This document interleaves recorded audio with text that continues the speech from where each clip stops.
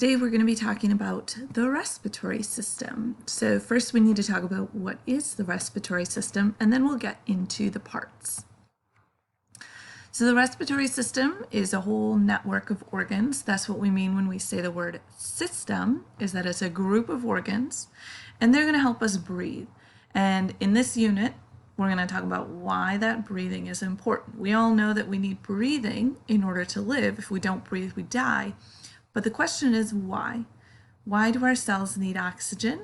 And why do we die if we can't get oxygen? So when we talk about the respiratory system, it's got a couple different purposes. First of all, it's going to exchange oxygen and CO2. What that means is it's going to take oxygen in, and it's going to exhale or get rid of CO2. It's also going to help us convert sugar into energy. We learned about sugar and nutrients in the digestive system unit, and now we're going to talk about what happens to some of those nutrients and how we get energy from them. So let's talk about some parts. If you are watching this at home, you can get the diagram, it's this diagram, from me when you get back. Or if you need a note packet, you can get it from me when you get back. So first of all, we have the nostrils, which I'm guessing you've heard of. So those are just the two openings in your nose. They're going to help bring air into the body. Your nasal passage behind your nostrils, so in your nose here, it has some special jobs. So your nose is important because it helps filter some of the air coming in. You have little hairs in your nose. Sometimes you feel like you get a tickle in your nose and you sneeze. That's because those little hairs are being touched or triggered. The nasal passage also helps warm the air coming in and then moisten it. We all know if it's really like cold and dry outside, if we take a breath, it feels like it's freezing our nose on the inside. So our nasal passage helps do that. We have a part in the back of our throat. It's not necessarily like, there's not necessarily a part where it starts or a part where it ends. It's just the area back here. It's technically divided into 3 zones. We're not going to learn the 3 zones here, but it's called the pharynx. And I like to think pharynx and food both start with that F sound. So pharynx is where the food is going. It's the back of the throat. And we're going to talk about how we have the esophagus, but we also have the trachea here. So pharynx connects the mouth and the nose, just the area in the back of the throat. We talked briefly about this in our digestive unit, how there is this flap that prevents food from going down into the trachea.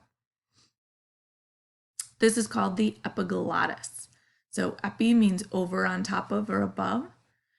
Technically, there's a little tiny area, it's called the glottis, but it's covering the trachea so that we don't get food going into our lungs.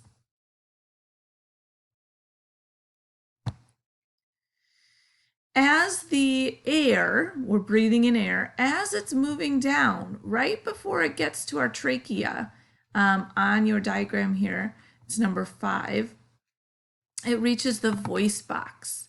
And the voice box is called your larynx. And you can see it's vibrating. So this person is singing, and when they sing a really high note, it vibrates really quickly, and this is producing the sound. So larynx are your vocal cords or your voice box. It's producing the sound.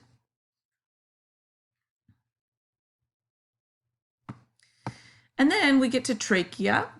Trachea, if you feel on your neck right now, you can feel some bumpy stuff. That's your cartilage in the trachea. So the trachea's got cartilage to prevent it from collapsing. So that cartilage is the same stuff that makes up your ear and your nose. It kind of gives them a shape. The esophagus doesn't have this cartilage. The esophagus is can just flatten, and that's fine. Doesn't need to stay open. The food kind of pushes it open as it goes through. But the trachea's got these rings to help it stay open. If you do get, punched really hard in the neck or something happens, you can crush your trachea or collapse it, which then doesn't allow air to go through. Our trachea divides into two different sections here, which are called the bronchi. So one bronchi goes to one lung. Technically, one bronchi is called one bronchus, kind of like octopus and octopi. Octopi is the plural. So one is going to go to the left lung, one's going to go to the right lung. You can see that on our diagram here. It's number 7. And then those are going to split into smaller little subdivisions. So those are called bronchioles. So the little tiny subdivisions here. You can see a zoomed in picture. The bronchioles are just the little more branches. It kind of looks like a tree trunk here. And these would be like the little twigs, not the big giant branches that are down further. Finally, we end up getting into these little air sacs. They kind of look like a raspberry or a blackberry or a cluster of grapes. Each one of these is a little air sac, and we have a name for those. These are called the alveoli. Here's a close-up, these little air sacs. Just like in the circulatory system, remember we had to bring in nutrients and connect them. The nutrients from the digestive system are connected to the circulatory system. We had to get them to the bloodstream. Remember, this is the highway. It's going to bring stuff all over our body. Well, we need to get the air to our bloodstream as well. So all these little sacs have our little capillaries, our little blood vessels attached to them. And what's going to happen is the air, remember, it's going into our lungs. It's going to end up in these little air sacs. And from those air sacs, it's going to diffuse, it's going to enter in to those red blood cells. So the oxygen is going to come into the red blood cells. The red blood cells are going to bring them around the body. CO2 is going to be dropped off as well. And CO2 is going to go out of the lungs, though. So these little air sacs are super important because this is where we connect with the circulatory system. Speaking of circulatory system, number 10 is just showing the blood vessels there that are attaching to the alveoli that are going to, remember, our oxygen is going to be carried by the hemoglobin in our red blood cells. Our CO2, we'll talk about later, is just dissolved in the bloodstream.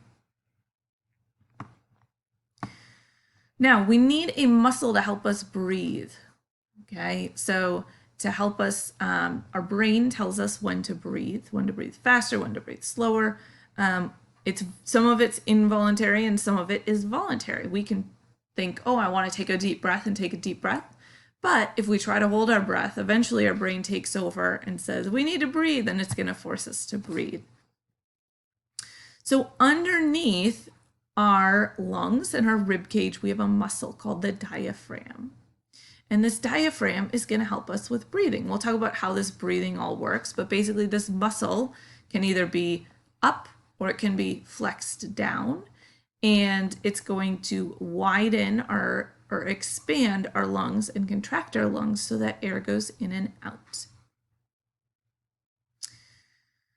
On your diagram, you do have the esophagus. Remember, that's not really part of our respiratory system. That's just our digestive system, but it is there to show you that it goes by the trachea, and it's technically going behind, and it does have to pass through the diaphragm here. So there is a hole in the diaphragm where our esophagus goes through. And then last but not least, on the outside of our membrane, remember we have the pericardium on the outside of our heart? A lot of our organs have a covering on the outside. So we have a membrane on the outside called the pleural membrane. And it's just the membrane that's going to cover our lungs. Technically, there's a double layer here, so that when our lungs expand and contract, they're not rubbing against the inside of our body. This membrane makes a smooth, slippery surface, so it's really easy for them to expand and contract without friction.